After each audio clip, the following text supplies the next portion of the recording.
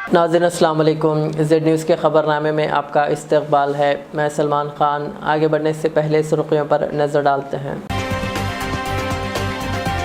अगर कांग्रेस को 125 नशिस्तें भी हासिल होती है तो मरकज़ में इंडिया अलायंस की बनेगी हुकूमत, रेवंत रेड्डी का दावा। तेलंगाना में बीजेपी ज़्यादा नशिस्तों पर कामयाब होगी, किशन रेड्डी का दावा। स्कूल्स की कुशादगी के पहले दिन बच्चों में निसाबी किताबों की तकसीम की जाए, चीफ सेक्रेटरी शांति कुमारी की कलेक्टर्स को हिदायत। तेलंगाना एफसेट इम्तिहान के नतायज जारी, टॉप 3 उम्मीदवारों में आंध्र प्रदेश के तलबा शामिल। हैदराबाद में जमीयत का मुशावरती इजलास, महमूद असद मदनी की शिरकत। तेलंगाना की आरटीसी बसों में ख़वातीन का मुफ्त सफ़र वज़ीर आज़म को हज़म नहीं हो रहा है, वज़ीर पूनम प्रभाकर का जवाब। अब पेश है ख़बरों की तफसील। तेलंगाना के वज़ीर आला रेवंत रेड्डी ने दावा किया कि अगर मरकज़ में कांग्रेस को 125 नशिस्तें भी हासिल हो जाती है तब भी इक़्तिदार इंडिया अलायंस का रहेगा। रेवंत रेड्डी ने कौमी न्यूज़ वेबसाइट को इंटरव्यू में कहा कि बीजेपी को 250 से ज़ायद नशिस्तें हासिल नहीं होंगी और मरकज़ में आइंदा हुकूमत कांग्रेस ज़ेर क़ियादत अपोजिशन इत्तेहाद की रहेगी। उन्होंने कहा कि मरकज़ में तश्कील हुकूमत के लिए कांग्रेस को 125 नशिस्तें काफ़ी रहेंगी और इंडिया अलायंस में शामिल हलीफ जमातों की तायद से हुकूमत तश्कील दी जाएगी। कहा, मोदी हुकूमत से आवाम नाराज़ है और बीजेपी को तीसरी मरतबा इक़्तिदार का मौका नहीं देंगे। उन्होंने कहा कि बीजेपी की कई हलीफ जमातें तश्कील हुकूमत के लिए मोदी की तायद करने के लिए तैयार नहीं है, जबकि कई इलाकाई पार्टियां कांग्रेस की तायद की पेशकश कर रही है। अब की बार 400 पार के नारे पर रेवंत रेड्डी ने कहा कि दस्तूर और तहफ़्फ़ुज़ात को ख़त्म करने बीजेपी 400 नशिस्तों की अपील कर रही है। उन्होंने कहा कि आरएसएस दरअसल बीजेपी की माँ है और आरएसएस एजेंडे पर हुकूमत अमल करती है। उन्होंने कहा कि मुल्क की तमाम रियासतों के लिए वज़ीर आज़म बड़े भाई के मुमासिल होता है और इसी नज़रिए के तहत उन्होंने मोदी को बड़ा भाई कहा था। उन्होंने कहा कि रियासती सतह पर बीआरएस व कौमी सतह पर बीजेपी से कांग्रेस का असल मुकाबला है। तेलंगाना की चीफ सेक्रेटरी शांति कुमारी ने वीडियो कॉन्फ्रेंस के जरिए ज़िला कलेक्टरों से बातचीत की। चीफ सेक्रेटरी शांति कुमारी ने कलेक्टरों को अम्मा आर्दशा पाठशाला प्रोग्राम के तहत शुरू करदा कामों, स्कूली यूनिफॉर्म्स की सिलवाई और धान की खरीदी से मरबूत कामों में पेशरफ्त का जायज़ा लिया। उन्होंने इस प्रोग्राम के तहत कामों की ग्राउंडिंग करने और इन कामों को बेहतर अमल तक पहुंचाने पर कलेक्टर्स की सताइश की। चीफ सेक्रेटरी ने 12 जून से स्कूलों की कुशादगी से कबल इन कामों को मुकम्मल करने की ज़रूरत पर जोर दिया। उन्होंने ज़िला कलेक्टरों पर जोर दिया कि वो स्कूलों की कुशादगी के पहले दिन बच्चों में नोट्स बुक्स, निसाबी कुतुब और एक जोड़े यूनिफॉर्म की फराहमी को यकीनी बनाएं। शांति कुमारी ने कलेक्टर्स को हिदायत दी है कि वो स्कूलों में मामूली मरम्मती काम, इलेक्ट्रिसिटी, बैतुल खला, पीने के पानी, पेंटिंग और फर्नीचर के कामों की निगरानी करें ताकि मियारी काम अंजाम पा सके। धान की ख़रीदारी के बारे में चीफ सेक्रेटरी शांति कुमारी ने कलेक्टर्स से कहा कि खरीदी के अमल में तेज़ी लाने और ख़रीदे गए धान की मुंतकिली के अमल में तेज़ी पैदा करने की कोशिश अंजाम दें। उन्होंने कलेक्टरों से कहा कि खरीदी मराकज़ में मिल्स तक धान की तेज़ रफ्तार मुंतकिली के इक़दामात पर गौर करें। चीफ सेक्रेटरी ने चंद कलेक्टरों की सताइश की जिन्होंने गैर मौसमी बारिश में भीगते धान को खुश्क करने के लिए तेज़ी के साथ इक़दामात किए।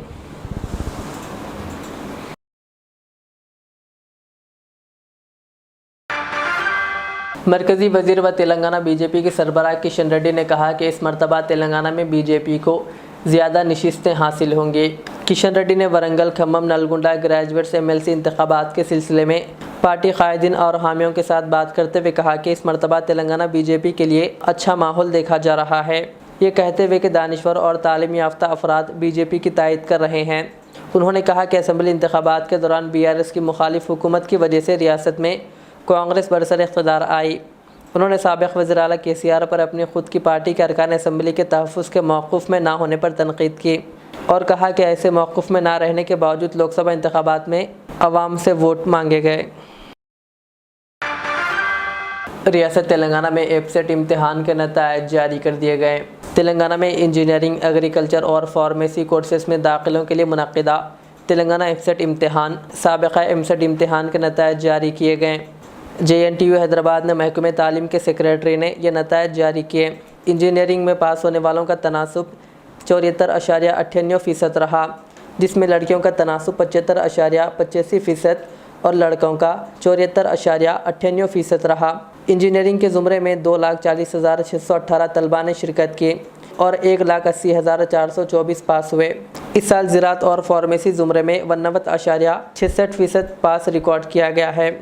इसमें 90.18% लड़कियां और 88.25% लड़के पास हुए हैं। ज़राअत और फार्मेसी कोर्सेज़ के दाखिले के इम्तहानात में 91,633 तलबा ने शिरकत की और 82,163 तलबा पास हुए। इंजीनियरिंग और एग्रीकल्चर व फार्मेसी ज़ुमरे में टॉप 3 उम्मीदवारों में आंध्र प्रदेश की ज़्यादा तलबा शामिल है। हैदराबाद मेट्रो रेल के औकात में कोई तब्दीली नहीं की गई है। L&T मेट्रो रेल हैदराबाद ने वाज़ेह किया कि मेट्रो खिदमात के औकात में कोई तब्दीली नहीं की गई है। मेट्रो खिदमात के औकात में तोसी का दावा करते हुए मीडिया के एक गोशे की जानिब से जारी रिपोर्ट्स पर रद्दअमल ज़ाहिर करते हुए ये बात बताई गई। ताहम तजुर्बाती बुनियाद पर मुसाफिरीन की सहूलत के लिए जुमा और पीर को मेट्रो खिदमात के औकात में तोसी की गई है। गुज़िश्ता जुमा को आखिरी ट्रेन 11 बजे के बजाय 11:45 पर रवाना हुई और सुबह 6 बजे के बजाय पहली ट्रेन 5:30 बजे रवाना की गई।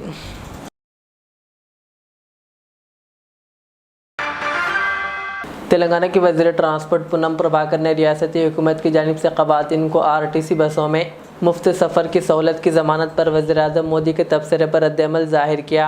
उन्होंने कहा कि ख़वातीन का मुफ्त बस में सफ़र वज़ीर-ए-आज़म को हज़म नहीं हो रहा है।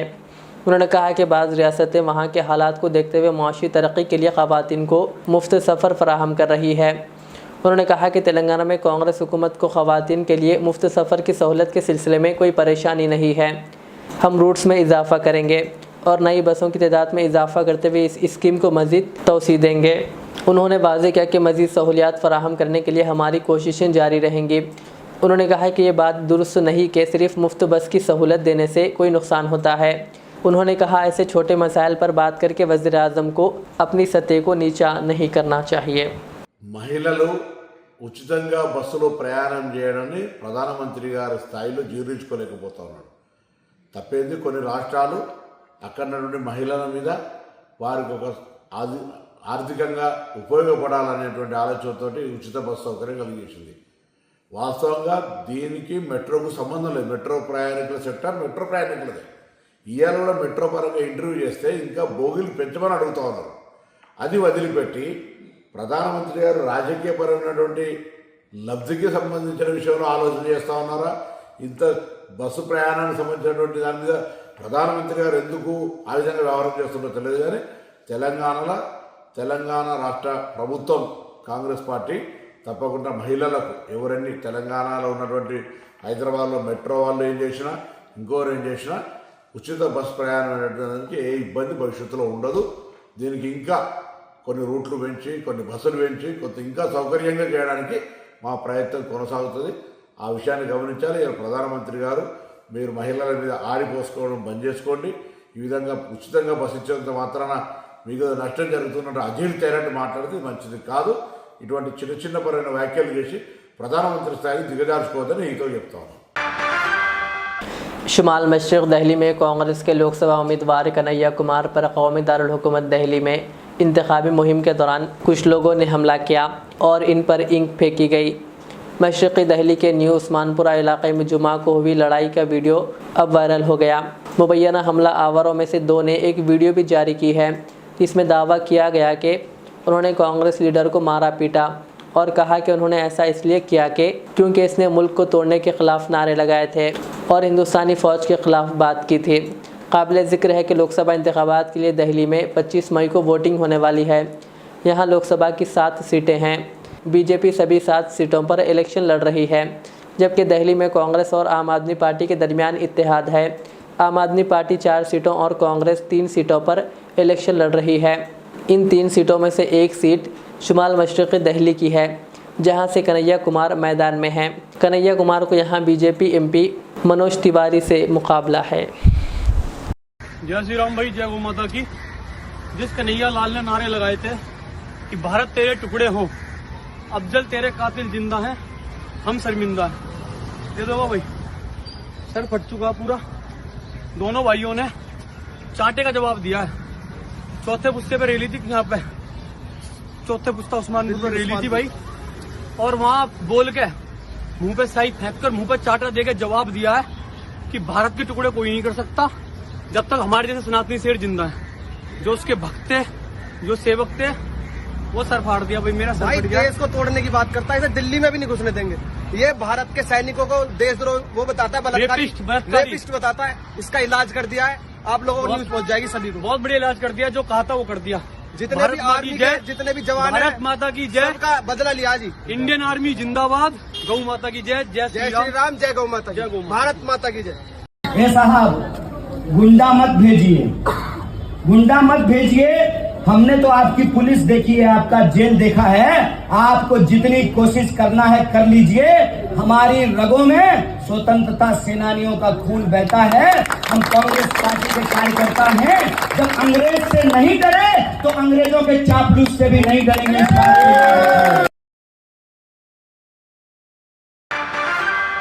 CPR के जरिए इब्तदाई तिब्बी इमदाद पहुंचाते हुए लेडी डॉक्टर ने मासूम बच्चे की जान बचाई। ये वाक़या रियासत तेलंगाना के आंध्र प्रदेश के ज़िले विजयवाड़ा में पेश आया। ज़रा के मुताबिक साई नामी लड़का, जिसकी उम्र 6 साल बताई गई है, इलेक्ट्रिक शॉक लगने की वजह से बेहोश हो गया था।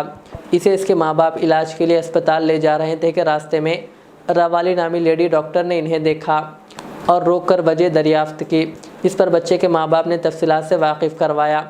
डॉक्टर ने एक लम्हा ज़ाय किए बगैर CPR के ज़रिए लड़के को इब्तदाई तिब्बी इमदाद पहुँचाई, जिसके बाद बच्चे को होश आ गया। फौरी तौर पर इसे खानगी अस्पताल मुंतकिल किया गया, जहां इलाज के बाद इसे घर जाने की इजाज़त दी गई। अब लड़का सेहतमंद है। यह वाक़या 5 मई को पेश आया, लेकिन इसका वीडियो अब सोशल मीडिया पर तेज़ी के साथ वायरल हो रहा है। बच्चे के माँ बाप ने लेडी डॉक्टर से इजहार तशक्कुर किया।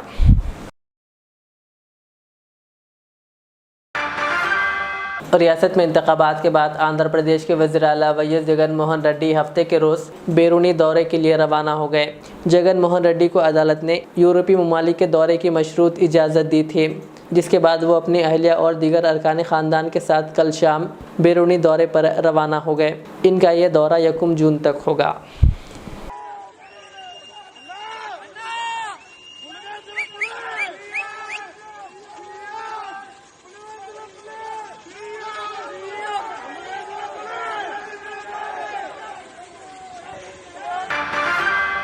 जमीयतुल उलमा तेलंगाना का मुशावरती इजलास बराए अकाबरीन व उलमा व मुफ्तियान का इनेकाद गोल्डन पैलेस टोलीचो के हैदराबाद में अमल में आया, जिसकी सदारत हाफिज़ पीर शब्बीर अहमद सदर जमीयतुल उलमा तेलंगाना ने अंजाम दी और मेहमान खुसूसी की हैसियत से हज़रत मौलाना महमूद असद मदनी सदर जमीयतुल उलमा हिंद ने शिरकत की और खुसूसी खिताब किया, जबकि जनरल सेक्रेटरी हाफिज़ पीर खलीक अहमद साबिर ने निज़ामत के फ़राइज़ अंजाम दिए और इजलास के मकासद बयान किए। इस मौके पर तमाम अज़ला के ज़िम्मेदारों ने अपनी अपनी ज़िलाई कारकर्दगी पेश की।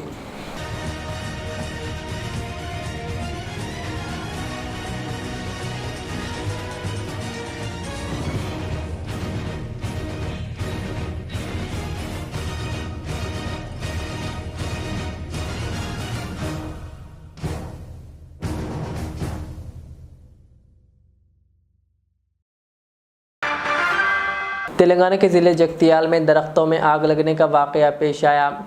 ये आग 15 एकड़ पर फैले ताड़ी के दरख्तों पर लगे। मंडल मुस्तक़र में 4 माह पहले कमरीपेट में ताड़ी के दरख्तों को आग लग गई थी। 15 दिन पहले देसाईपेट में 5000 दरख्तों को आग लग गई थी। इन ताड़ी के दरख्तों को आग लगने के मुसलसिल वाक़यात पर इन दरख्तों से ताड़ी निकालने वाले वर्कर्स ने तशवीश का इजहार किया है। उन्होंने ऐसे वाक़यात की रोकथाम के लिए फायर स्टेशन कायम करने की ख्वाहिश की। आखिर में सुर्खियाँ और एक बार,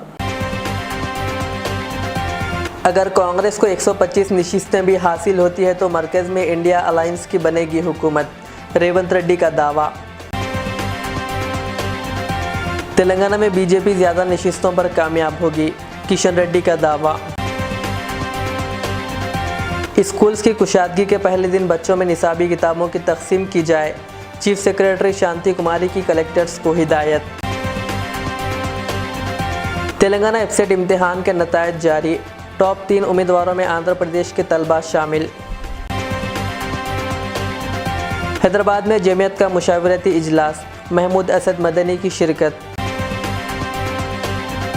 तेलंगाना की आरटीसी बसों में खवातीन का मुफ्त सफ़र वज़ीर आज़म को हजम नहीं हो रहा है, वज़ीर पूनम प्रभाकर का जवाब। ये थी आज की दिन भर की हमारी खबरें। मुझे इजाज़त दीजिए। हमारे इज़्ज़त चैनल को यूट्यूब पर सब्सक्राइब, फेसबुक पर लाइक शेयर ज़रूर करें। अल्लाह हाफिज़। इस महंगाई के दौर में सोना खरीदना हुआ आसान। जौहरी gold diamonds and platinum Toli चौकी लाया है गोल्ड बचत स्कीम। शादी ब्याह और दीगर तकरीबात के लिए अब सोना खरीदें 11 महीने की आसान अकसात पर और 12वें महीने में अपना सोना घर ले जाएं एवरेज गोल्ड रेट पर बिना कोई एक्स्ट्रा चार्ज और 0% इंटरेस्ट के साथ। 916 हॉलमार्क की jewellery, no wastage, no making charges के साथ। अब होगी बचत पैसों की और घर आएगा सोना, वो भी आसान अकसात पर। आपका भरोसा, हमारी पहचान। Jauhari, crafted just for you. Gold diamonds and platinum, Toli Chowki, Hyderabad.